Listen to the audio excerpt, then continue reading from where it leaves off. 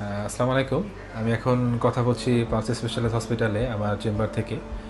আমরা আজকে একটি বাচ্চার ওর হাতে ফরেন বডি ছিল, তো ওটা রিমুভ করলাম। ওর কাছ থেকে জানবো কিভাবে কি। প্রথমে আমরা ওর পরিচয়টা একটু জানি। তুমি তোমার পরিচয়টা একটু বলো। আসসালামু আলাইকুম, আমার নাম মোহাম্মদ ইফতেখার মোহাম্মদ ফাহিম। আচ্ছা ফাহিম, তোমার কি হয়েছিল তুমি আমাকে একটু খুলে বলো তো। আমার হাতে তার কাটা ঢুকছিল, কতদিন আগে? এই যে 9-10 দিন আগে। 9-10 দিন আগে। আচ্ছা, তারপর কি হয়েছিল ঢোকার পরে? ঢোকার পরে এই জায়গাটা পচে গেছিল। পচে গেছে। তো তুমি ওষুধ খাওনি? জি। খাওয়ার পরে কি ভালো হচ্ছিল না? জি না।